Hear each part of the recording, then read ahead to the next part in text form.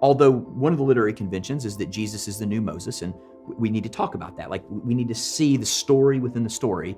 And I've talked some about that in other places, but we will come back and do some of these things more in depth. And some of you are going to say, more in depth, we'll do it more in depth. But right now, what I'm trying to do is just get us to maybe start to go, wow, maybe there is a whole nother room in this house that I never even knew existed. And I've just opened the door and it's like, whoa. So Matthew, what he does is he actually centers his book around mountains. There's mountain 2, there's mountain 3, there's mountain 4, 5, 6, and 7. And the way these mountains work in Matthew is that they parallel each other. You may say, what do you mean? Okay, well, so the first mountain that Matthew gives us in his gospel is in chapter 4. It's the temptation of Jesus. Remember, Jesus was taken up on a mountain.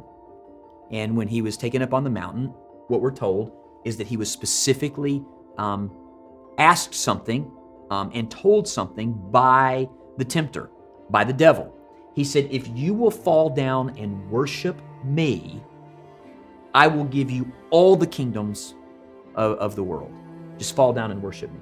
Now, it should not surprise you that this first mountain finds a parallel in the last mountain. And the last mountain is in chapter 28. I want to read you that because this is important. Go to Matthew 28.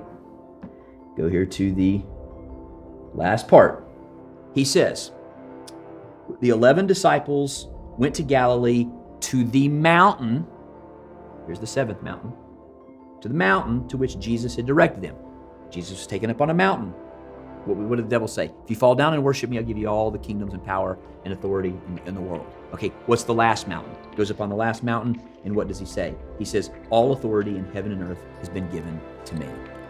Not coincidence. These mountains parallel each other. There is the start, and there is the end. And the way to read a book is to understand that what's going on here is also going on here. Again, just to give you some, I need to do a whole nother teaching on this and flesh it out more for you, but just to give you an idea. You'd say, okay, well then what are the 2nd and the 6th mountains, right? Okay, the second mountain is the Sermon on the Mount, which is chapter 5 through 7. Jesus goes up on a mountain, and what does he do? He teaches them the Sermon on the Mount. How does the Sermon on the Mount start off? Blessed are you, blessed are you, blessed are you, blessed are you, blessed are you. Why is that important? Well, it is because the 6th mountain is in Matthew 23. And that mountain is the Temple Mount. What does Jesus say in Matthew 23? Temple Mount. Woe to you, woe to you, woe to you, woe to you, woe to you, woe. Blessing and cursing. Whoa, hold on. Okay, yes, because Jesus is the new Moses in Matthew. And because of that, this is going back to Gerizim and Ebal. Remember when Moses divided the children of Israel and he gave blessing and cursing? These mountains now signify that. This is not coincidence. It's not just like the blessed, blessed, blessed, the woe, woe, woe. Not coincidence. It's not just there. It's not just shoehorning something in. Matthew knew what he was doing. These mountains here are mountains of solitude. It's where Jesus goes up. One's the mountain of solitude, one's transfiguration, where Jesus is left sort of alone. We can get more into that, but the bottom line is these parallel each other. But the center mountain, which is in chapter 15, which is the direct literary center of the book, what are we told? And this is huge. Chapter 15, let me read it to you because it's just really important. It says in verse 29, Jesus went on from there and walked beside the Sea of Galilee, and he went up on a mountain. This is your 4th mountain in Matthew. And he sat down. And what happened? Great crowds came to him. Okay, now remember, when Moses went up on the mountain, who could come to him? Nobody. Okay, Jesus is up on the mountain.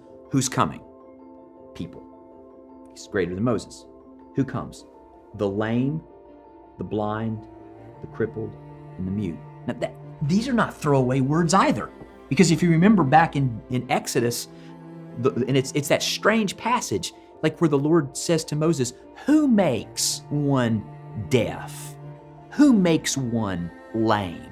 Is it not I, the Lord? And we're like, man, God, are you because God is providential. Like even in the sufferings of people, he's doing something to bring eventual healing. And so who comes? Well, the lame and the blind come to Jesus. And what happens?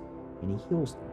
And what is the central motif? And they glorified the God of Israel. Who's the God of Israel? Well, it's Jesus.